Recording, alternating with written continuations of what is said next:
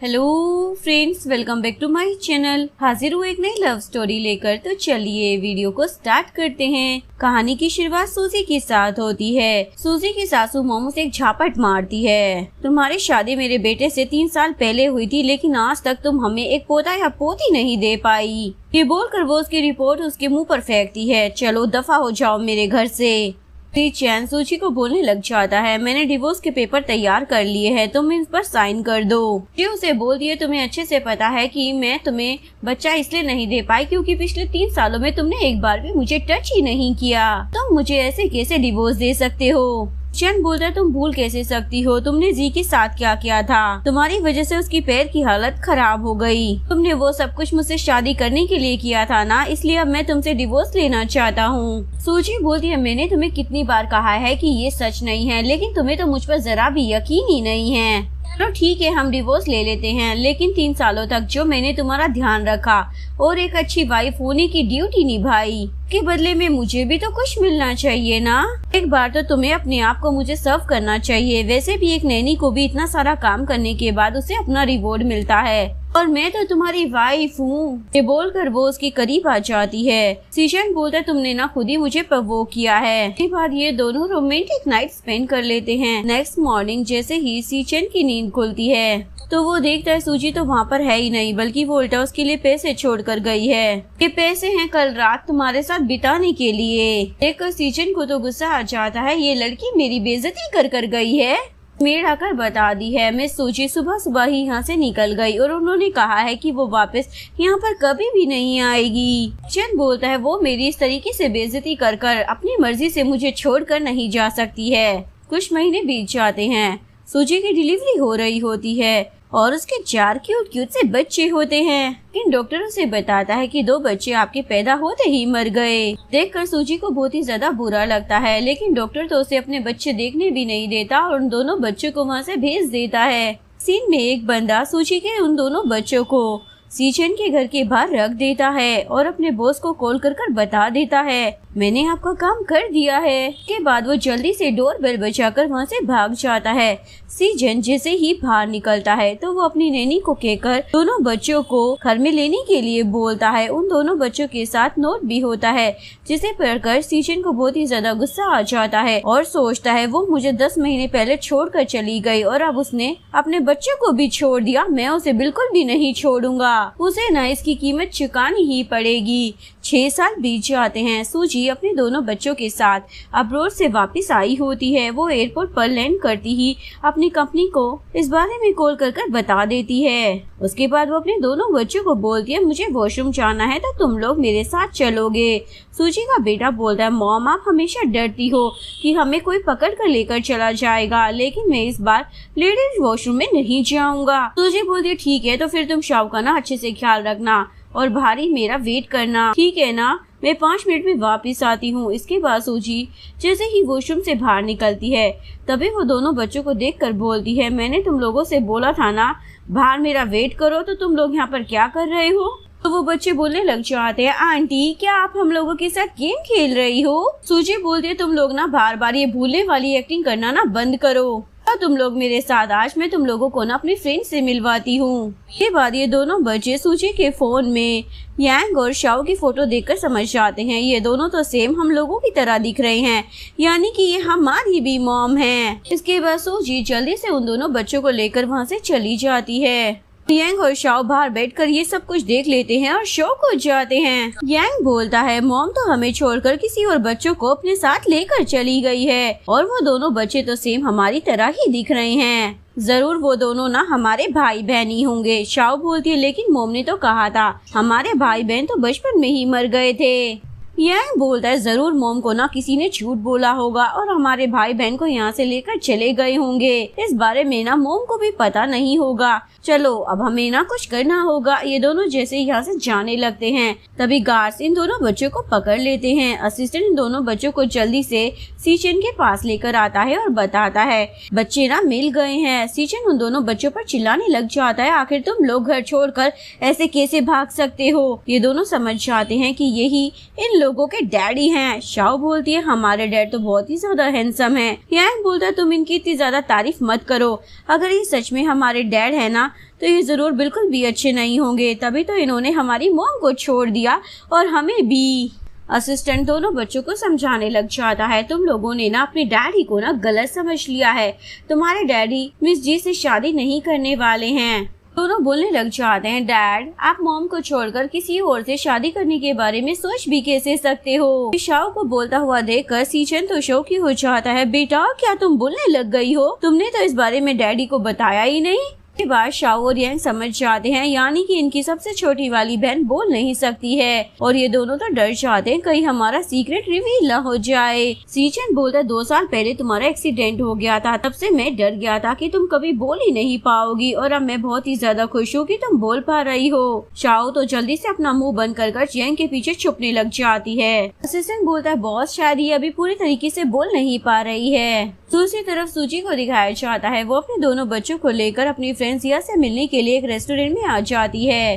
जिया तो बहुत ही ज्यादा खुश हो जाती है, फाइनली तुम वापस आ गई, बैंकक्रप्ट कंपनी अब वापस से लाइन पे आ जाएगी। से तुम ना बहुत ही ज्यादा मिस्टीरियस हो, तुम जैसी फेमस ज्वेलरी डिजाइनर को हर कोई अपनी कंपनी में हायर करना चाहता है, लेकिन तुम फेमस डिजाइनर होने के साथ एक डॉक्टर भी हो, इस बात का अंदाजा तो कोई लगा भी नहीं सकता है। इसके बाद जिया दोनों बच्चों की तारीफें करने लग जाती है, ये दोनों भी काफी ज्यादा टैलेंटेड है। यांग एक हैकर है और शाओ भी कुछ कम नहीं है। शाओ को इतना ज्यादा चुप देखकर सूजी उससे पूछने लग जाती है तुम्हें क्या हो गया है, तुम कुछ बोल क्यों नहीं रही हो। जिया बोलता मॉम शायद इसे भूख लगी होगी इसलिए कुछ बोल नहीं रही है। जिसके बाद सूजी सी फूड ऑर्डर करती है, वो लिन को खिलाने जा रही होती है लेकिन लिन नहीं खाती। दूसरी तरफ सीचन भी अपनी बेटी शाओ और यांग के साथ इसी रेस्टोरेंट में डिनर कर रहा होता है। यहाँ पर शाओ जल्दी से सी फूड खाने वाली होती है लेकिन सीचन उसे रोक देता है, तुम्हें तो सी फूड से एलर्जी है ना, तो तुम इसे कैसे खा सकती हो।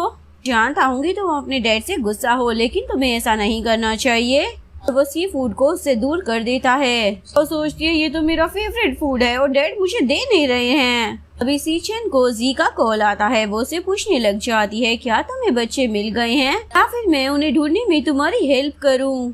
सीचन बोलता है इसकी कोई जरूरत नहीं है, वो मेरे बच्चे हैं ना, तो मैं उन्हें ना खुद हैंडल कर सकता हूँ, और मेरी पर्सनल चीजों के लिए मुझे कॉल मत करना। ये बोलकर सीचन कॉल कट कर देता है। अपने बच्चों को बोलता है देखा मैं उससे बात नहीं करूँगा। हैंक बोलता है डैड आपको मोम को छोड़कर किसी और लेडी के साथ ऐसे कॉन्टेक्ट नहीं करना चाहिए, और अगर आप सच में उनसे शादी नहीं करना चाहते हो तो आपको उनसे बात भी नहीं करनी चाहिए। जैसे अगर आप किसी और से शादी करना भी चाहते हैं ना तो हमें कोई फर्क नहीं पड़ता है, ज्यादा से ज्यादा हम लोग क्या करेंगे, हम ना मोम के पास चले जाएंगे। सीजन को तो गुस्सा आ जाता है, मैंने तुम लोगों को कितनी बार कहा है मेरे सामने अपनी मोम का नाम मत लिया करो, और मैंने तुम लोगों को बताया था ना तुम्हारी मोम जिंदा नहीं है। इसके बाद यांग और शाओ वॉशरूम का बहाना कर वहाँ से बाहर आ जाते हैं। तभी इन दोनों को सामने लिन और जियाओ नजर आ जाते हैं। ये चारों बच्चे एक दूसरे को देखकर शॉक हो जाते हैं। बाद चारों साथ में बैठकर बातें कर रहे होते हैं। हम चारों ना सिबलिंग्स हैं।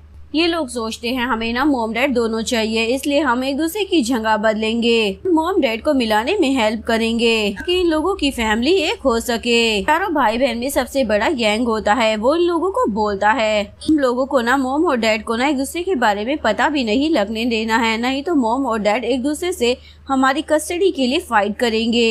ऐसे में वो लोग एक होने के बजाय अलग हो जाएंगे। करने के बाद ये दोनों मॉम और डैड से मिलने के लिए बाहर आ जाते हैं। मुझे दोनों बच्चों को ढूंढते हुए बाहर आ जाती है। वो जियाओ और लिन को बोलती है तुम लोग यहाँ पर क्या कर रहे हो। इतने में सूजी सामने ना सीचन को देख लेती है और जल्दी से अपने बच्चों को लेकर वहाँ से भाग जाती है। सीचन उसे देख भी नहीं पाता। सूजी जल्दी से अपने बच्चों को कार में बिठाती है और अपनी फ्रेंड जिया को बोलती है अभी मुझे यहाँ पर ना सीचन दिख गया था, अगर वो मेरे दोनों बच्चों को देख लेगा ना तो उन्हें पहचान लेगा क्योंकि ये दोनों सेम उसी की तरह दिखते हैं। उसके बाद वो जालिम ना इन दोनों बच्चों की कस्टडी मुझसे ले लेगा। उसे बताती है सीचन और जीना कपल बन चुके हैं। मैंने तो सुना है कि सीचन के 2 बच्चे भी हैं। ये सुनकर सूजी को अच्छा नहीं लगता। कहा उसके बच्चे भी हैं। दूसरी तरफ सीचन यांग और शाओ को लेकर जैसे ही घर पहुंचता है, सीचन की मॉम दोनों बच्चों को देखकर बहुत ही ज्यादा खुश हो जाती है और बोलती है अच्छा हुआ तुम लोग घर पर आ गए, ग्रैंडमा तुम लोगों के लिए बहुत ही ज्यादा परेशान हो रही थी। सीचन जी को देखकर चिल्लाने लग जाता है तुम यहाँ पर क्या कर रही हो। मेरी मोम को भी यहाँ पर लेकर आ गई।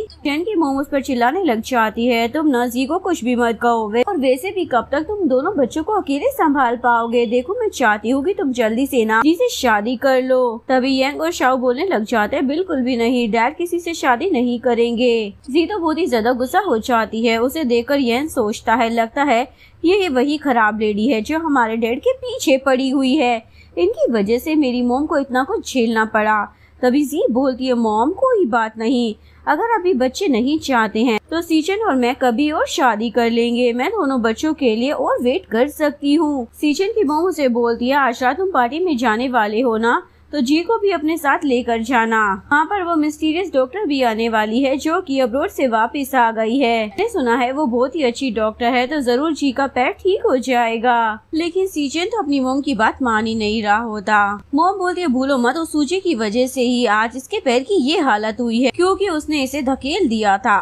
तो ये अब हमारी फैमिली की जिम्मेदारी है ना कि हम इसका पैर ठीक करें। सीचन बोलता है, ठीक है मॉम, मैं इसे पार्टी में लेकर चला जाऊंगा, दिमाग खाना बंद करो। के बाद सूची पार्टी में गई होती है। तभी यहाँ पर सीचन भी जी के साथ पहुँच जाता है। तो सूजी को देखते ही पहचान जाती है और सोचती है, ये यहाँ पर फिर आ गई, लेकिन मैं सीचन को इसे मुझसे छीनने नहीं दूंगी। सूजी को आवाज देते हुए उसके पास जाती है उससे बात करने के लिए। सीचन भी सूजी को देखकर सोच रहा होता है, आखिर ये लड़की मुझे फिर से मिल गई। उसे बोलने लग जाती है, बहन तुम अब्रोड से वापस आ गई हो, मॉम डैड से मिली भी नहीं। फ्लैशबैक में दिखाया जाता है सूची और सीचन की जिस दिन शादी हो रही होती है, तो जी अपनी बहन सूची पर चिल्ला रही होती है, तुम्हें ये शादी तो नहीं होगी, तो गांव से उठकर यहाँ पर आई हो, अगर तुम यहाँ पर ना आती ना तो मेरी शादी सीचन के साथ होती। मुझे बोलती, हमारी शादी ग्रैंडपा ने डिसाइड की है, तो मैं कुछ नहीं कर सकती हूँ। अभी सीचन को आता हुआ देखकर जी जानबूझकर खुद ही गिर जाती है। सभी को लगता है कि सूजी ने उसे धक्का दिया है। देखकर सीचन को भी बहुत ही ज्यादा गुस्सा आता है। प्रेजेंट में सूजी बोलती है, जी तुम्हें ना मेरे साथ एक्टिंग करने की कोई जरूरत नहीं है। लेकिन यहाँ पर सभी लोग सूजी की ही बुराई कर रहे होते हैं। सीचन सभी पर चिल्लाता है, लोग ना अपना मुंह बंद रखो। ये देखकर जी को बहुत ही ज्यादा गुस्सा आ जाता है, आखिर ये सीचन सूजी की इतनी ज्यादा साइड क्यों ले रहा है। इसके बाद वो जानबूझकर सभी लोगों को बताने लग जाती है, आप लोग ना मेरी बहन को गलत समझ रहे हो। सूजी ने तो अब्रोड में जाकर शादी कर ली है और इसके 2 बच्चे भी हैं। सूजी सोचती है, आखिर इसे मेरे बच्चों के बारे में कैसे पता चल गया। सुनकर सीचन के भी होश उड़ जाते हैं और वो सूजी से पूछता है, क्या ये सच है, और सोचता है कुछ साल पहले ये मुझे छोड़कर गई थी और इसने इतनी जल्दी किसी और आदमी के साथ बच्चे भी कर लिए। मुझे तो उस पर चिल्लाने लग जाती है, अब हम दोनों का डिवोर्स हो चुका है, तो तुम्हें मेरी लाइफ में ना इंटरफेयर नहीं करना चाहिए। तभी इतने में यहाँ पर यंग और शाओ आ जाते हैं। बोलते हैं, हमारी मोम को बुली मत करो। सूजी जल्दी से उन दोनों को छुपा लेती है और सोचती है, मैं सीचन को इन दोनों को देखने नहीं दे सकती हूँ। सीचन को तो शक हो जाता है और वो सोचता है ये तो उसके बच्चों की आवाज है, पर जल्दी से यंग और शाओ मास्क पहन लेते हैं जिससे सीचन उन लोगों को पहचान ही नहीं पाता। सूजी जल्दी से दोनों को लेकर बाहर आ जाती है। तभी इतने में सीचन को कॉल आती है और उसे पता लगता है उसके दोनों बच्चे घर से गायब हो गए हैं, और वो जल्दी से गार्ड को सूजी का पीछा कर रोकने के लिए बोलता है और फिर सूजी को आकर बोलता है, मुझे पता है ये ना मेरे बच्चे हैं और तुम इन्हें पकड़ कर लेकर जा रही हो। लेकिन तभी इतने में फिर से सीचन को कॉल आ जाती है और उसे पता लगता है कि बच्चे मिल गए हैं। सूची बोलती है, अब तुम्हारे बच्चे मिल गए हैं तो मेरे बच्चों को यहाँ से जाने दो, तुम्हारी वजह से ये लोग कितना ज्यादा डर गए हैं। सीचन को तो बहुत ही ज्यादा बुरा लगता है और सोचता है उसने उसके बच्चों को छोड़ दिया और अपने दूसरे बच्चों से इतना ज्यादा प्यार कर रही है। फिर वो उसे गुस्से में बोलता है, मैं दोबारा ना तुम्हें कभी नहीं देखना चाहता। सीचन जल्दी से घर पहुंचता है। यंग और शाओ से बोलता है, तुम लोग कहाँ पर चले गए थे। दोनों एक्टिंग करते हुए बोलते, हम लोग तो यहीं पर थे। सीचन जैसे ही रूम से बाहर आता है तो जियाओ और लिन बाहर निकलते हैं और ये चारों मिलकर सोचते हैं, हमारी फैमिली को तो एक करने में बहुत ही मुश्किलें आ रही हैं। जियाओ और लिन को समझाता है, तुम लोग जल्दी से मोम के पास जाओ, नहीं तो वो फिक्र करेंगी। इसके बाद जियाओ और लिन जल्दी से सूजी के पास पहुंच जाते हैं। वो इन लोगों को देखकर पूछती है, तुम लोग कहाँ पर गए थे। ये दोनों जल्दी से बहाना बना देते हैं और सूजी लिन से बोलती है, चलो जल्दी मुझे बताओ तुम दोनों आज होटल में कैसे आ गए थे। लेकिन लिन तो बोल ही नहीं सकती थी, तो जल्दी से ज़ियाओ बहाना बना देता है, मॉम इसका गला ना सही नहीं है, तो ये कुछ बोल नहीं पा रही है। सूजी दोनों की फिक्र करने लग जाती है, फिर वो दोनों को ही एक एक ब्रेसलेट पहना देती है। नेक्स्ट सीन में सूजी अपने ऑफिस में आती है तो देखती है सीचन पहले से ही उसका वेट कर रहा होता है और वो सूजी से पूछता है तुम्हारा बॉस कहाँ पर है, मुझे तुम्हारी बॉस के साथ ना बिजनेस डील करनी है। सूजी तो खुश हो जाती है, अच्छा वैसे पता नहीं चला कि मैं यहाँ की बॉस हूँ। इसके बाद वो जल्दी से असिस्टेंट बनने की एक्टिंग करते हुए उसकी बिजनेस डील को रिजेक्ट कर देती है। मेरी बॉस आपकी कंपनी के साथ कॉन्ट्रैक्ट नहीं करेंगी। सुनाने के बाद सूजी वहाँ से चली जाती है। तभी सीचन को हॉस्पिटल से कॉल आती है, उसके ग्रैंडपा की तबीयत खराब हो गई है। इसके बाद वो जल्दी से हॉस्पिटल में पहुँचता है। ग्रैंडपा तो उस पर चिल्लाने लग जाते हैं, अपनी वाइफ सूजी को मना करना वापस लाना चाहिए। सीचन बाहर आकर अपने असिस्टेंट को बोलता है आखिर मेरी क्या गलती है, वो खुद मुझे और मेरे बच्चों को छोड़कर चली गई और अब ग्रैंडपा कह रहे हैं कि मैं खुद जाऊँ उसे मनाने के लिए। तभी सूजी भी उसी हॉस्पिटल में किसी काम से आई होती है। डर्लिन ज़ियाओ को बताती है कि मेरा ब्रेसलेट गुम हो गया है, जिसके बाद ये दोनों मिलकर ब्रेसलेट ढूंढते हैं। तभी यहाँ पर सीचन इन दोनों को देख लेता है और पूछता है तुम लोग यहाँ पर क्या कर रहे हो, क्या फिर से तुम लोग घर से भाग रहे थे।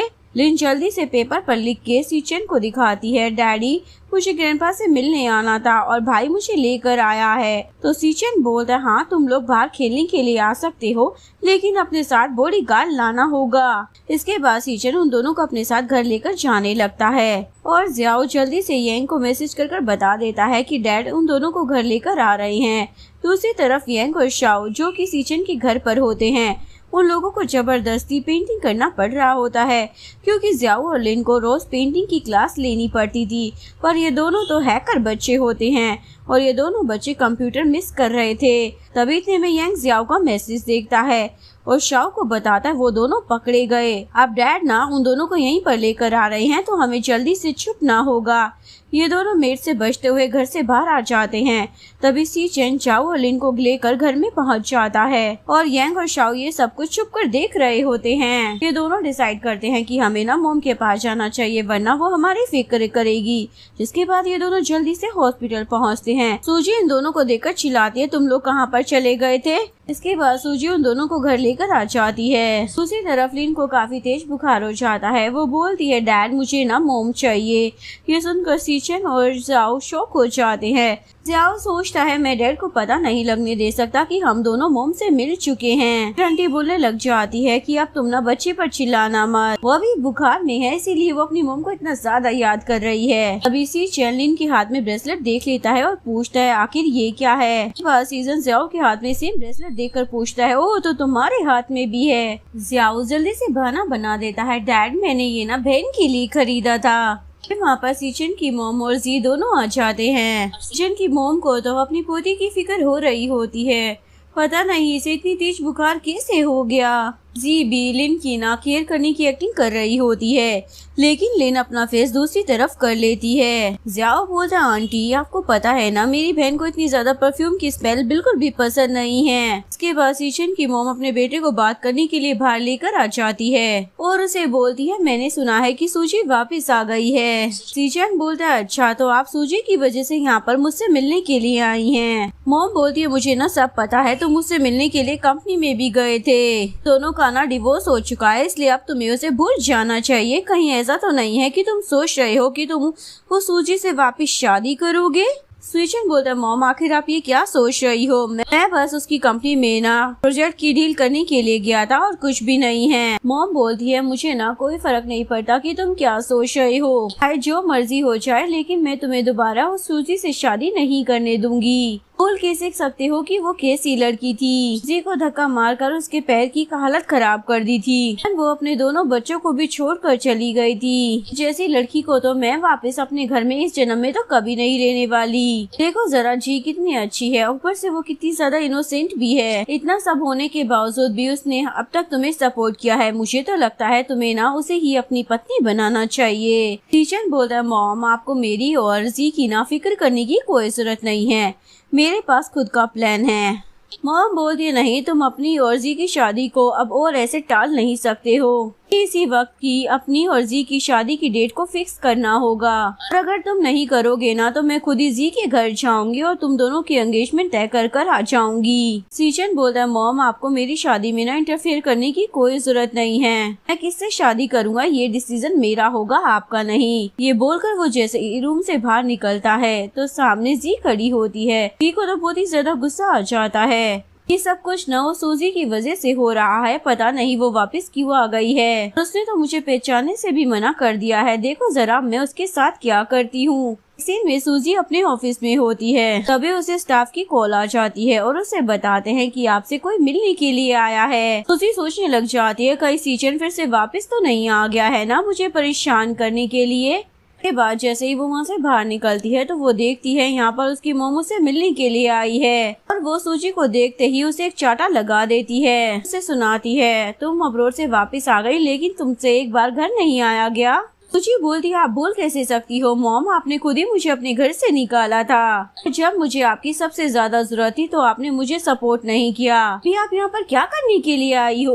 वो तो मुझसे ज्यादा वो जी अपनी बेटी लगती है ना। क्योंकि मॉम बोलती है, मैंने जी को 10 साल से ज्यादा पाला है, वो मेरी एक बहुत ही अच्छी बेटी है। वो मेरी सगी बेटी नहीं है तो क्या हुआ, पर वो तुमसे ज्यादा अच्छी है। सूजी बोलती है, अच्छा अगर वो इतनी ही अच्छी है तो आपको उसके पास जाना चाहिए ना, आप यहाँ पर क्या कर रही हो? मॉम बोलती है, मैं ना सब कुछ अच्छे से जानती हूँ, तुम यहाँ पर कंपनी का बहाना कर फिर से सीजन को अपने कब्जे में लेना चाहती हो। जी बोलती है, अब मुझे समझ में आ रहा है कि जी मुझसे कितना ज्यादा डरती है, लेकिन आप लोगों को डरना बिल्कुल भी नहीं चाहिए, क्योंकि मैं बस यहाँ पर सीजन से कंपनी की बिजनेस डील करने के लिए आई थी, और आप मेरी मॉम होने के बावजूद किसी दूसरी लड़की की हेल्प कर रही हो। बोलती है, अच्छा तो तुम मेरी बात नहीं सुनोगी, देखो जरा फिर मैं क्या करती हूँ। के बाद वो ऑफिस में चिल्लाते हुए सूजी के बारे में सभी को बताने लग जाती है, जरा ये लड़की किसी दूसरे के पति को छीनने की कोशिश कर रही है।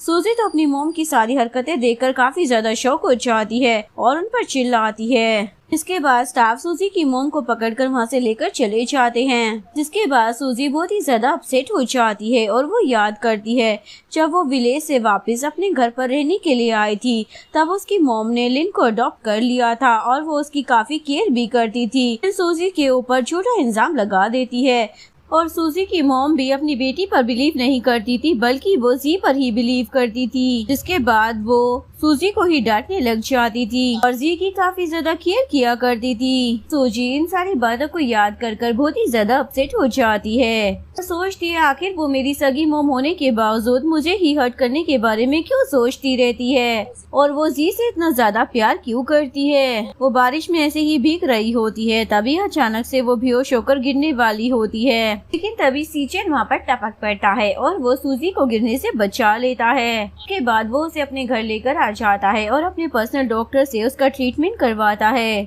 डॉक्टर सीजन को बताता है इसे ना बस फीवर हो गया था। डॉक्टर के जाने के बाद सीजन सूजी को देखते हुए सोचता है, आखिर मुझे क्या हो गया है, मैं तुम्हें देखकर इतना ज्यादा अपसेट क्यों हो रहा हूँ।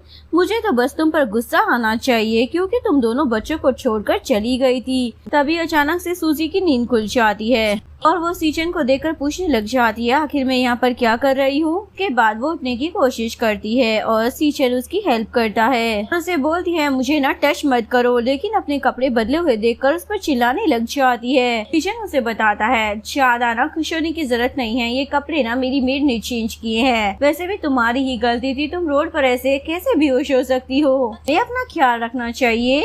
ये बोलती है तुम्हें ना मेरी फिक्र करने की कोई जरूरत नहीं है, वैसे भी मुझे काम है इसलिए मैं जा रही हूँ, अगली बार से तुम्हें ऐसा कुछ भी करने की जरूरत नहीं है, मैं तुम्हें दोबारा परेशान नहीं करूँगी। सीजन ये सुनकर गुस्सा हो जाता है और रूडली बोलता है, आखिर तुम मुझसे इस तरीके से बात कैसे कर सकती हो, मैंने तुम्हारी जान बचाई है, तुम्हें तो इसके लिए ग्रेटफुल होना चाहिए। सूजी बोलती है मुझे नहीं पता कि मैं तुम्हें थैंक्स कैसे बोलूँ, ऐसा तो नहीं है कि तुम मुझ पर एहसान लादना चाहते हो ताकि तुम मेरी कंपनी के साथ कॉन्ट्रैक्ट साइन कर सको। सीजन बोल रहा तुम तो एक छोटी सी असिस्टेंट हो ना, तो आखिर मुझे तुम पर इतनी ज्यादा मेहनत करने की क्या जरूरत पड़ेगी, तुम अपने आप को कुछ ज्यादा ही मत समझो। सूजी बोलती हाँ मैं तो कुछ भी नहीं हूँ, मुझे मालूम है तुम ये सब कुछ अपनी उस जी के पैर ठीक कराने के लिए कर रही हो ना, चलो अब ना मुझे यहाँ से चलना चाहिए। ये बोलकर वो वहाँ से जा रही होती है। लेकिन सीशन उसे पकड़कर रोक लेता है और बोलता है तुम इतनी छोटी सी बात को इतना ज्यादा बड़ा क्यों कर रही हो। आज जी के पैर की जो हालत है ना वो तुम्हारी वजह से ही हुई थी। मुझे नहीं लगता कि तुम्हें इसकी भरपाई करनी चाहिए। वैसे भी जी का पैर ना सिर्फ वो डिवाइन डॉक्टर ही ठीक कर सकती है और क्योंकि तुम तो हो नहीं, और वैसे भी तुम जैसी इररिस्पॉन्सिबल लड़की से मैं कुछ एक्सपेक्ट कर भी कैसे सकता हूँ। मैं तो अपने बच्चों की ही नहीं पड़ी तो भला इन सब की क्या ही पड़ी होगी। ये सुनकर सूजी सोचती आखिर ये कहना क्या चाह रहा है। सीचन बोलता वैसे ना ये मेरा घर है और मेरे घर में मेरी मर्जी के खिलाफ ना कुछ भी नहीं होता है, तो मेरी मर्जी के खिलाफ ना तो यहाँ पर आ सकती हो ना ही यहाँ से जा सकती हो। ये बोलकर वो अपनी मेड को बुलाता है और उसे बोलता है इस लड़की को ना यहाँ वहाँ कभी भी मत जाने देना। के बाद वो बाहर से रूम लॉक कर सूची को रूम के अंदर बंद करवा देता है। अरे सूजी तो बस चिल्लाने लग जाती है। बाद सीचन जैसे कि बाहर आता है तो उसके असिस्टेंट ने ये सब कुछ सुन लिया होता है। बोलता है बॉस मुझे नहीं लगता कि ये सब कुछ सही है, आपको कुछ चीजें ना ठीक से क्लियरली एक्सप्लेन करनी चाहिए। मुझे तो लगता है वो जो डिवाइन डॉक्टर हमारे साथ बिजनेस डील करने से मना कर रही है उसका लेना देना कुछ सूजी के साथ होगा, इसीलिए मुझे लगता है आपको मिस सूजी को बता देना चाहिए कि वो गलत समझ रही है कि आप मिस जी का पैर ठीक कराने के लिए उनसे बिजनेस डील कर रहे हैं, जबकि ऐसा कुछ भी नहीं है। पक्का वो डिवाइन डॉक्टर ना मिस सूजी की बहुत ही अच्छी फ्रेंड होगी। मुझे पता है कि आप मिस सूजी की इतनी ज्यादा फिक्र करते हो, तो आपको ये बात उन्हें बता देनी चाहिए। किचन बोलते क्या कहा फिक्र, मैं उसकी बिल्कुल भी फिक्र नहीं करता हूँ। ये बोलकर वो वहाँ से चला जाता है। असिस्टेंट बोलता है अगर आपको उनकी फिक्र नहीं होती तो आप उनके लिए 3 डॉक्टर को घर पर नहीं बुलाते। सारी चीजों से ना साफ पता चलता है कि आपको मिस सूजी की कितनी ज्यादा फिक्र है। इसके बाद सीचन जाओ और इनके पास वापस आ जाता है। देखता है कि लिन का फीवर जा चुका है। सीचन उन दोनों को बोलता है मैं तुम लोगों से पूछना चाहता था कि अगर मैं वापस से मॉम के साथ रहना चाहूँ तो क्या तुम लोग इसके लिए एग्री करोगे। ज़ाओ बोलता है बिल्कुल भी नहीं। तो सोचने लग जाता है कहीं डैड को मॉम के बारे में पता तो नहीं चल गया है, और अपने डैड को समझाने लग जाता है डैड बहन ना फीवर की वजह से बार बार मॉम का नाम ले रही थी, हम लोग मॉम के साथ नहीं रहना चाहते हैं, हमेशा आपके साथ रहना चाहते हैं। जन उन दोनों को हक कर बोलता है तुम लोग ना एकदम सही बोल रहे हो, वैसे भी वही तुम लोगों को पहले छोड़कर चली गई थी। दूसरी तरफ सूजी अपने बच्चों के लिए परेशान हो रही होती है और वो अपने फोन और पर्स को ढूंढने लग जाती है। पता नहीं उस सीचन के बच्चे ने मेरा फोन और पर्स कहाँ पर रख दिया है। बाद वो जोर जोर से दरवाजा बजाने लग जाती है और सीचन को आवाज दे रही होती है। पर ज़ाओ नीचे बैठकर मिल्क पी रहा होता है। वो अपनी मेड से पूछता है आखिर ये किस चीज की आवाज थी। मेड बताती है आपके डैड की कोई गेस्ट आई हुई है, वही है ऊपर रूम में। जिसके पास ज़ाओ बहाना करता है अब मैं ना सोने के लिए जा रहा हूँ और आपको मुझे सुलाने की जरूरत नहीं है, मैं ना खुद ही सो जाऊंगा। जिसके पास ज़ाओ ऊपर आकर रूम में ढूंढने लग जाता है। मुझे ऐसा क्यों लग रहा है कि वो मॉम की आवाज थी। इसके बाद वो सूजी को इधर उधर ढूंढने लग जाता है। तभी सूजी भी पिन के जरिए उस लोक को खोल लेती है और सोचती है मुझे ना यहाँ पर कोई भी लोक नहीं कर सकता। जैसे ही वो दरवाजा खोलती है तो ज़ाओ उसकी तरफ टॉर्च लेकर खड़ा हुआ होता है। उसे देख ही नहीं पाती और ज़ाओ भी वहाँ से भागने लग जाता है। उसे पीछे से जाता हुआ देखकर सोचने लग जाती है लगता है ये सीचेन का बच्चा है। इसके बाद सूजी जल्दी से सीचेन के रूम में आ जाती है और यहाँ पर उसे उसका फोन मिल जाता है और बहुत ही ज्यादा खुश हो जाती है, आखिरकार मैंने ढूंढ ही लिया। तभी वहाँ पर सीचेन का फोटो रखा होता है। सूजी उसे देखकर सोचने लग जाती है जब ये बंदा अच्छे से अपनी फैमिली में खुश है, ये मुझे इतना ज्यादा प्रवोक क्यों कर रहा है। फिर सूजी को सीचेन की कार की आवाज आती है, इसलिए वो जल्दी से उसके लिए एक नोट लिखकर वहाँ से भाग जाती है। के बाद सीचेन जैसे ही रूम में आता है तो उसे बहुत ही ज्यादा गुस्सा आ जाता है। सूजी यहाँ से भाग गई। सूजी जो नोट छोड़कर गई थी उसमें लिखा होता है कि अब हम दोबारा कभी नहीं मिलेंगे। सीचन देखता है यहाँ पर जो फोन रखा हुआ है वो सूजी का है और सूजी गलती से उसी का फोन लेकर चली गई है। सीचन को गुस्सा आता है, फिर से मुझसे बचकर भाग गई, ऊपर से वो मेरा फोन भी लेकर चली गई है, अब तो मैं उसे छोड़ूंगा नहीं। के बाद सूजी जैसे ही अपने घर पर पहुंचती है तो अपने बच्चों को बोलती है सॉरी मॉम ना काफी ज्यादा बिजी थी काम में और तुम लोगों से मिलने नहीं आ पाई।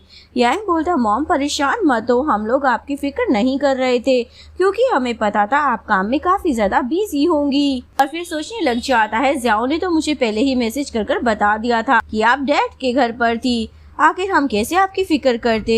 सूजी उन दोनों से पूछने लग जाती है वैसे मैंने जो तुम दोनों को ब्रेसलेट दिया था वो कहाँ पर है। शाओ तो पूछने लग जाती है, मॉम आप कौन से ब्रेसलेट की बात कर रही हो? आपने हमें कोई ब्रेसलेट नहीं दिया। लेकिन यांग जल्दी से अपनी बहन का मुंह बंद कर देता है और बोलता है, मॉम जब हम लोग खेलने के लिए जा रहे थे ना, तो मुझे लगा कि वो ब्रेसलेट गुम हो जाएगा, इसलिए हम दोनों ने निकाल कर रख दिया। ये बोलते ठीक है, तो जाकर रूम में से उस ब्रेसलेट को लेकर आओ, मैं उस ब्रेसलेट को देखना चाहती हूँ। यांग तो एक्टिंग करने लग जाता है, मॉम अभी ना हमें नींद आ रही है। इसके बाद शाओ भी नींद आने की एक्टिंग करने लग जाती है। दोनों भाई बहन बोलने लग जाते हैं, मॉम हम दोनों ना सोने जा रहे हैं। इसके बाद वो दोनों अपनी मॉम को गुड नाइट किस देकर जल्दी से अपने रूम में भाग जाते हैं। इसके बाद सूजी एक ब्रेसलेट को देख रही होती है और वो याद करती है जब वो सीचन के घर से निकलकर भाग रही थी, तभी उसे वो ब्रेसलेट वहाँ पर मिल गया था। सूजी सोच में पड़ जाती है, आखिर ये दोनों मुझसे झूठ क्यों कह रहे हैं? लगता है अब मुझे खुद ही पता लगाना पड़ेगा। से ये चारों बच्चे रेस्टोरेंट में मिलने के लिए आते हैं। उन लोगों को बता रही होती है, कल ना मॉम ने ना हमसे ना ब्रेसलेट के बारे में पूछ लिया था, तो पूरी तरीके से कंफ्यूज ही हो गई थी। और बोलता है, सॉरी मुझे ना इस बारे में तुम दोनों को पहले ही बता देना चाहिए था। बोलता है इसीलिए तो हमने ये मीटिंग रखी है, वो सारी बातें एक दूसरे को बता देनी चाहिए जो कि हमें पता चली हैं। जाओ बोलता है, मुझे तो लग रहा है अभी भी ना डैड के दिल में मॉमी है, उन दोनों को मिलवाने के लिए ना कुछ जरूर करना चाहिए। बोलता है मुझे पता था कि तुम लोग भी यही बोलने वाले हो, इसलिए मैं पहले से ही डीएनए टेस्ट की रिपोर्ट करवा कर आया हूँ। मुझे इससे पता लग गया है कि मॉम को किसी ने झूठ बोल दिया था कि तुम दोनों मर चुके हो, इसी वजह से हम चारों भाई बहन अलग हो गए। इस रिपोर्ट से ये कंफर्म हो जाएगा कि वो दोनों ही हमारे मॉम डैड हैं। लेकिन फिर सोच में पड़ जाते हैं, अगर रिपोर्ट में कुछ और आया और पता चला कि ये दोनों मॉम डैड के बच्चे नहीं हैं, अभी ये लोग अपसेट नहीं होंगे, अपने मॉम डैड को उतना ही प्यार करेंगे। इसके बाद ये लोग रिपोर्ट देखने के लिए जा रहे होते हैं, तभी इतने में यहाँ पर सूजी पहुँच जाती है। उसमें पड़ जाती है, आखिर मेरे बच्चे यहाँ पर क्या करने आए हैं। उसके बाद सूजी उन चारों के पास आ जाती है और बोलती है, देखो मैंने तुम चारों को रंगे हाथों पकड़ लिया है, तो अब जल्दी से मॉम के पास आओ और बताओ कि तुम लोग क्या कर रहे हो। लेकिन जैसे ही सूजी उन चारों को देखती है तो शौक हो जाती है, चारों एक दूसरे की तरह कैसे दिख रहे हैं। तो ये कपड़े तो आज मैंने तुम दोनों को पहनाए थे ना, ब्रेसलेट भी मैंने तुम दोनों को दिया था। सूजी को याद आता है और वो समझ जाती है, यानी कि उस नर्स ने उसे झूठ बोला था कि उसके दो बच्चे मर चुके हैं। उन दोनों को बोलती है, यानी कि तुम दोनों भी जिंदा थे, यानी कि तुम दोनों मेरे ही बच्चे हो, और रो कर उन दोनों को हक करने लग जाती है। दोनों ने कितना ज्यादा सफर किया होगा ना मेरे बिना, ये सब मेरी ही गलती है। के बाद सूजी यांग और शाओ पर चिल्लाने लग जाती है, अगर तुम लोगों को इस बारे में पहले ही पता चल चुका था तो तुम लोगों ने मुझसे क्यों छुपाया। वो बोल रहे, मॉम हम ना अच्छे टाइम का वेट कर रहे थे ताकि आपको ये सारी बातें बता सके, और यहाँ पर हम सभी लोग मिलकर डिसाइड करने के लिए आए थे कि हम सारी फैमिली एक कैसे हो सकते हैं। ये लिन तो कुछ बोल ही नहीं पा रही होती, इसलिए वो लिखकर सूजी को दिखाती है। ये बोलती है, अब मैं समझ गई कि तुम्हारे गले में कोई खराबी नहीं थी, तुम दोनों अपनी जगह रिप्लेस करते रहते थे। शाओ बोलती है, मॉम क्या आप हमसे गुस्सा हो गई हो।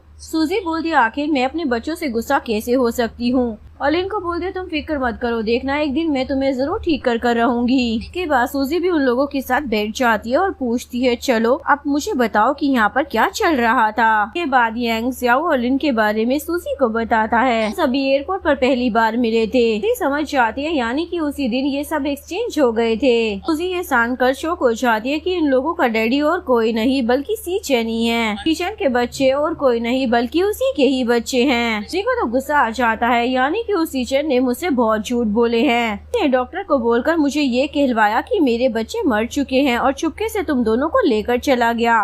ये सब कर भी मुझसे कह रहा था कि मुझे अपने बच्चों की नहीं पड़ी है। बस सूजी पूछने लग जाती है, वैसे सीचन को इस बारे में पता चला या नहीं। यांग बोलता है, मॉम अभी किसी को नहीं पता है क्योंकि हम सीक्रेटली इस मिशन पर काम कर रहे थे। सूजी बोलती है, तुम लोग ना सच में बहुत ही ज्यादा स्मार्ट हो, लोगों ने मेरी पीठ पीछे सीक्रेटली इतना सारा काम किया। यांग पूछता है, वैसे मॉम अब आप क्या करने वाली हो। सूजी बोलती है, मैं ना तुम सभी को एक साथ रखना चाहती हूँ। ज़ियाओ और लिन अगर मेरे साथ नहीं रहना चाहते, अपने डैड के साथ रहना चाहते हैं तो मुझे कोई प्रॉब्लम नहीं है। ताओ बोलता है, मॉम ऐसा बिल्कुल भी नहीं है, बल्कि हम लोग तो आपके साथ रहना चाहते हैं। बोलती है, मॉम अगर आप डैड के साथ नहीं रहना चाहती है ना तो हमें कोई प्रॉब्लम नहीं है, हम आप ही के साथ रहेंगे। सूजी बोलती है, अब तुम लोगों को मेरे सामने ना ऐसे छुपने की जरूरत नहीं है।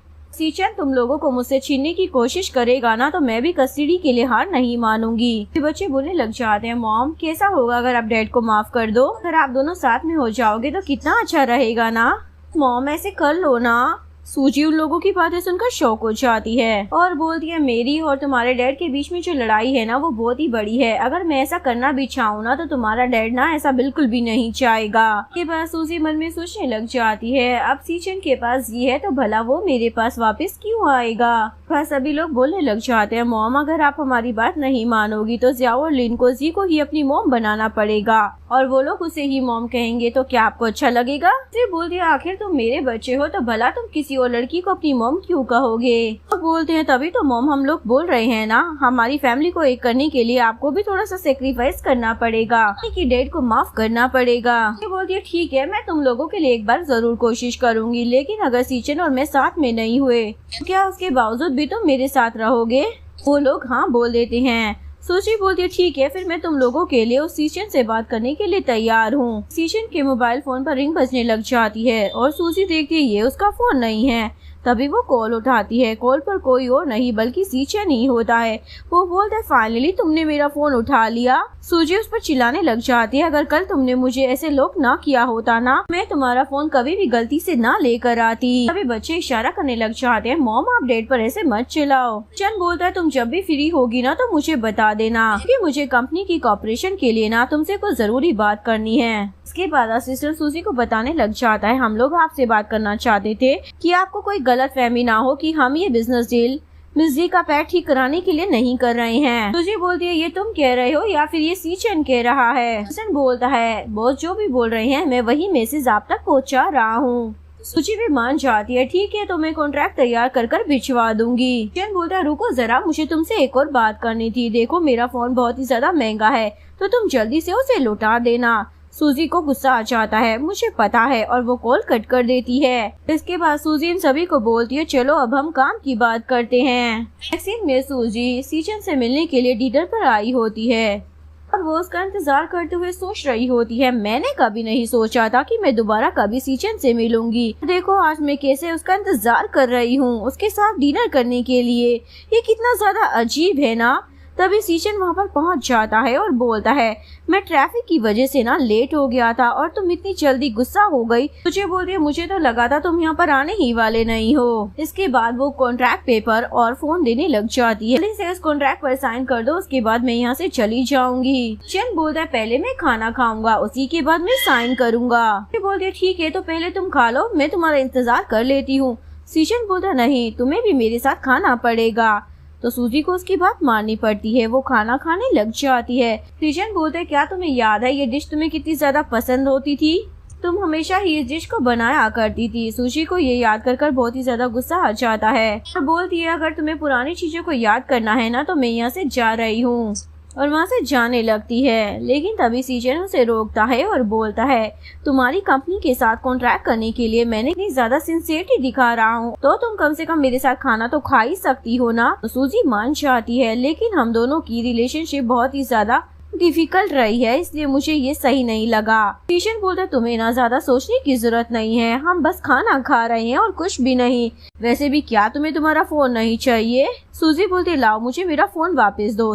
सीचन बोलता अब मैं ये चीज ना तीसरी बार नहीं बोलना चाहता कि मुझे भूख लगी है। ये बोलकर वो खाना खाने लग जाता है। सूजी को भी खाने के लिए बोलता है। इसके बाद सीचन उससे दोबारा से बच्चों के बारे में पूछने लग जाता है। सूजी को तो गुस्सा आ जाता है एक तो इसने मेरे बच्चे चुराए बार बार मेरे सामने बच्चे बच्चे करता रहता है। और सीचन सोच रहा होता है इसे अपने बच्चों की तो पड़ी है लेकिन मेरे बच्चों से इसे कतई प्यार नहीं है। सूजी उसे बोलती है लगता है ये बिजनेस डील ना बस एक बहाना है। यहाँ पर मुझसे कुछ और बात करने के लिए बुलाया है बस अलग अलग तरीके ढूंढते रहते हो मुझे टॉर्चर करने के। सीचन उसे बोलता है तुम मुझे ध्यान से देखो तुम्हें क्या लगता है कि कौन किसको टॉर्चर कर रहा है। मुझे और बच्चों को छोड़कर चली गई थी तो तुम्हें क्या लगता है। मुझे उसकी बातें सुनकर सोच में पड़ जाती है पहले तो इसने मेरे बच्चों को मुझसे ले लिया और अब उल्टा इल्जाम मुझ पर ही लगा रहा है विक्टिम बनने का ड्रामा कर रहा है। वहाँ पर सीचन की मोम और जी भी टपक पड़ती है। सीचन की मोम तो उसे एक चाटा धर देती है तुम्हारी हिम्मत भी कैसे हो गई मेरे बेटे को यहाँ पर आकर सेड्यूस करने की। देखो याद रखना कि मैं सीजन की शादी तुमसे दोबारा कभी नहीं करवाऊंगी। सीजन की वाइफ सिर्फ और सिर्फ जी ही बनेगी और कोई नहीं। मैं तुम्हें उसकी पोजीशन चुराने नहीं दूंगी। जी तो एक्टिंग करने लग जाती है। मॉम आप इस पर न इतना मत चिल्लाओ, शायद ये यहाँ पर बिजनेस डील के बारे में बात करने के लिए आई होगी। बोलती है मुझे तो इस बात पर यकीन ही नहीं हो रहा, कौन इतनी प्राइवेटली बिजनेस की डील करता है। बोलकर वो फिर से सूजी को एक और चाटा मारने वाली होती है, लेकिन सीचन अपनी मोम का हाथ रोक लेता है। मोम बोलती है तुम भूल कैसे सकते हो कि इसने क्या क्या हरकतें की थी। जी को धक्का दे दिया था और इसके पैर की हालत खराब कर दी थी। तुमने तो मुझसे वादा भी किया था ना कि तुम जी से ही शादी करोगे, तो आज तुम इस लड़की से यहाँ पर मिलने के लिए क्यों आए हो। चलो मान लेती हूँ कि तुम्हें जी की फीलिंग्स की कोई कदर नहीं है। क्या तुम अपनी ग्रैंडमा की मौत को भी भूल गए हो। फ्लैशबैक में दिखाया जाता है जी की ग्रैंडमा बहुत ही ज्यादा बीमार होती है। टेलर उन्हें बताता है कि तुम्हारी ग्रैंडमा की मौत ना बैड लक की वजह से हुई है। में कोई ऐसा बंदा है जिसकी वजह से ये सब कुछ हो रहा है, वो मनुष्यत फैला रहा है। सब याद करने के बाद मोम बोल रही होती है सीचन तुम्हारी ग्रैंडमा की मौत ना इसी की वजह से हुई थी। सब सुनने के बाद सूजी तो हंसने लग जाती है, लेकिन ये देखकर मोम को तो बहुत ही ज्यादा गुस्सा आ रहा होता है। दोबारा से उसे चाटा मारने वाली होती है, लेकिन सूजी उन्हें रोक लेती है। उसे धक्का मारकर बोलती है आपको क्या लगता है मुझे बार बार चाटे मारती जाएंगी और मैं बस सहूंगी। ऐसा बिल्कुल भी नहीं है। मोम बोलती है देखा बेटा ये मुझे कैसे मार रही है। सूजी बोलती है आप मेरी बेइज्जती करती जाएंगी तो क्या मैं आपको मार भी नहीं सकती हूँ। के बाद वो सीचन को बोलती है अब तो तुम भी मुझ पर चिल्लाना चाहते होंगे ना। समझ गई हूँ कि तुमने मुझे यहाँ पर जानबूझकर बुलवाया था ताकि तुम्हारी मॉम मेरी बेइज्जती कर सके। उसकी मॉम को बोलती है आप कान खोल कर सुन लो, मैं आपके बेटे में ना जरा भी इंटरेस्टेड नहीं हूँ। आपका बेटा ही मेरे पीछे पड़ा हुआ है। मैं चाहती हूँ कि आप लोग ना मेरा पीछा छोड़ दो। ये बोलकर सूजी तो वहाँ से चली जाती है और जी को तो बहुत ही ज्यादा मजा आ रहा होता है। मेरा प्लान कामयाब हो गया है। अब सीचन सूजी के पास बिल्कुल भी नहीं जाएगा। अभी सीचन तो सूजी के पीछे चला जाता है और उसे आकर रोक रहा होता है। सूजी बोलती है मेरे सामने आके ना ड्रामा करने की कोई जरूरत नहीं है। मुझे पता है तुमने सच में अपनी मॉम और जी को वहाँ पर मेरी बेइज्जती करने के लिए बुलाया था। सीशन बोलता है ऐसा बिल्कुल भी नहीं है, बल्कि मैं नहीं जानता कि वो दोनों यहाँ पर कैसे पहुँच गई। सूजी बोलती है हम लोग अलग हो गए थे और मैंने सोच लिया था कि अब हम दोनों कभी नहीं मिलेंगे, पर तुम वापस से मेरे पीछे पड़ चुके हो। पहले तुमने जी के लिए मुझे डिवोर्स दिया था, तो अब तुम ये सब क्यों कर रहे हो। सीचन को तो बहुत ही ज्यादा गुस्सा आ जाता है। तुमने ही जी के पैर की ये हालत की थी जिसकी वजह से मुझे तुम्हारे अच्छे के लिए तुम्हें डिवोर्स देना पड़ा, क्योंकि सभी ने ये सब देख लिया था। ये बात फैल चुकी थी। सूजी बोलती है मुझे बिल्कुल यकीन नहीं हो रहा कि तुमने ये सब कुछ मेरे अच्छे के लिए किया है। तभी इतने में लिफ्ट खराब हो जाती है और लाइट बंद होने की वजह से सूजी तो डरने लग जाती है। सीशन जल्दी से उसे हक कर लेता है। सूजी उसे बोलती है मुझे छोड़ो, पर वो नहीं छोड़ता और बोलता है मैं हमेशा तुम्हारे साथ रहूंगा। के बाद जैसे ही लिफ्ट रुकती है तो वर्कर बताता है लिफ्ट ना खराब हो गई थी और मैंने जल्दी ही इसे सही कर दिया है। सीशन जल्दी से सूजी को लेकर आता है और डॉक्टर से उसे चेकअप करवाता है। नेक्स्ट सीन में सूजी को जब होश आता है तो वो सीशन को अपने पास देखकर शौक हो जाती है। क्या ये सच में मेरी केयर कर रहा था। सीशन भी उठ जाता है और उसे बताता है तुम ना 2 दिन से बेहोश पड़ी थी। सूजी को तो अपने बच्चों की फिक्र होने लग जाती है और वो जल्दी से मोबाइल फोन उठाती है। सीशन को गुस्सा आ जाता है, आखिर तुम किसे इतनी जल्दी कांटेक्ट करने की कोशिश कर रही हो। क्या आपने उस हस्बैंड को जिसने 2 दिन से तुम्हारे बारे में कुछ पता भी नहीं लगाया कि तुम कहाँ पर हो, उसे तुम्हारी ना कोई फिक्र नहीं है। सूजी बोलती है तुम्हें तो बस जी की फिक्र है ना, तो आखिर तुम मेरी फिक्र क्यों कर रहे हो। बोलकर वो उठकर जाने लगती है, लेकिन सीचन उसे रोकने लग जाता है और वो उसके ऊपर ही गिर जाता है। सूजी उसे बोलती है तुम ना मुझसे दूर रहा करो। जी ने हम दोनों को ऐसे साथ में देख लिया ना तो वो गलत समझ लेगी। आखिरकार तुम दोनों की शादी होने वाली है। सीचन बोलता है मैं उससे कोई शादी नहीं करने वाला, बल्कि वो इतने सालों से मेरे पीछे पड़ी हुई है और मैं कुछ नहीं कर पा रहा हूँ। सूजी तो ये सब सुनकर शौक हो जाती है और पूछती है क्या तुम सच कह रहे हो। सीचन हाँ बोल देता है। सूजी बोलती है वैसे तो मुझे तुम्हारी और जी के रिलेशनशिप से कोई फर्क नहीं पड़ता, पर ठीक है मैं तुमसे प्रॉमिस करती हूँ कि मैं हॉस्पिटल छोड़कर कहीं नहीं जाऊंगी जब तक मेरा ट्रीटमेंट नहीं हो जाता। इसके बाद सीशन उसके ऊपर गिरने की एक्टिंग करता है। मैं ना 2 दिन से रेस्ट भी नहीं कर पाया हूँ, तो मुझे चक्कर आ रहे हैं। ये भी बाहर से इन लोगों को देख रही होती है और उसे बहुत ही ज्यादा गुस्सा आ रहा होता है। जिसके बाद वो सीशन के ग्रैंडपा को मारने के लिए हॉस्पिटल पहुंच जाती है और उन्हें धक्का दे देती है। फिर उन्हें जल्दी से लेकर हॉस्पिटल पहुंचती है और ऐसे एक्टिंग करती है जैसे उसने उनकी जान बचाई है। के बाद सीशन जैसे ही हॉस्पिटल में आता है तो ग्रैंडपा की नर्स से उसे पता लगता है उसके ग्रैंडपा को धक्का देने वाली और कोई नहीं बल्कि सूजी है। सीशन को तो यकीन ही नहीं होता। वो बोलता आखिर ऐसा कैसे हो सकता है, वो तो मेरे साथ हॉस्पिटल में थी। तभी सीशन को याद आता है जब उसकी नींद खुली थी तो सूजी वहाँ पर नहीं थी, वो कहीं चली गई थी। सीशन नर्स को बोलता है अगर तुम सच में उस लड़की को देख लोगी तो पहचान लोगी क्या कि किसने ग्रैंडपा को धक्का दिया था। तो वो हाँ बोल देती है। दूसरी तरफ सूजी तो अपनी फ्रेंड के साथ स्टूडियो में होती है और डिजाइन की तैयारी कर रही होती है। तभी वहाँ पर सीचेन नर्स के साथ पहुँच जाता है। नर्स सूजी को देखते ही सीचेन को बताने लग जाती है यही वो लड़की थी जिसने ग्रैंडपा को धक्का दिया था। सूजी बोलती है मैंने ऐसा कुछ भी नहीं किया है, पर सीशन उस पर यकीन ही नहीं करता और उसे डिवोर्स का बोलकर वहाँ से चला जाता है। इसके बाद सीशन अपने ग्रैंडपा से मिलने के लिए हॉस्पिटल में आता है और उसकी मोमो से मनाई लेती है कि वो जी से शादी कर ले। सीशन हाँ बोल देता है। कुछ दिनों के बाद सूजी को स्कूल से कॉल आता है। एक्चुअली मिस याओ और लिन ने किसी बच्चे के साथ झगड़ा कर लिया होता है, जिसकी वजह से उस बच्चे के पेरेंट्स उन दोनों को स्कूल से निकलवा रहे होते हैं। टीचर सूजी से बोलती है तुम जैसी गरीब लोगों के बच्चे हमारे स्कूल में पढ़ने लायक ही नहीं हैं। ये बोलकर उन दोनों बच्चों को निकाल देती है। तभी वहाँ पर सीचन भी पहुँच जाता है सूजी की हेल्प करने के लिए और वो उस टीचर पर चिल्लाता है। इसके बाद सीचन जैसे ही चारों बच्चों को एक साथ में देखता है तो शौक हो जाता है और समझ जाता है चारों उसी के बच्चे हैं। फिर वो सभी को सूजी से छीन लेता है और बोलता है अब इन लोगों की कस्टडी मैं ले लूंगा। ये बोलकर वो सभी को अपने साथ लेकर चला जाता है। सूजी बेचारी कुछ भी नहीं कर पाती, वो बस रोती रह जाती है। इसके बाद सूजी अपनी फ्रेंड के साथ उसके घर पर आती है। तभी वहाँ पर सीचन का असिस्टेंट सूजी से मिलने के लिए आता है और वो सूजी को सीचन और उसकी सारी मिसअंडरस्टैंडिंग के बारे में बता देता है। वो आपकी सच में बहुत ही ज्यादा केयर करते हैं। वो तो बस अपनी ग्रैंडमा की वजह से उन्होंने आपको डिवोर्स दिया था, ना कि जी के पैरों की वजह से। जब उन्होंने आपको डिवोर्स दे दिया था उसके बाद उन्हें काफी ज्यादा रिग्रेट फील हुआ था। वो हमेशा आपको ढूंढने की कोशिश किया करते थे। वो ना बॉस के ऊपर ऐसे गिव अप नहीं करना चाहिए। सीन में सीचन और जी की शादी होने जा रही होती है।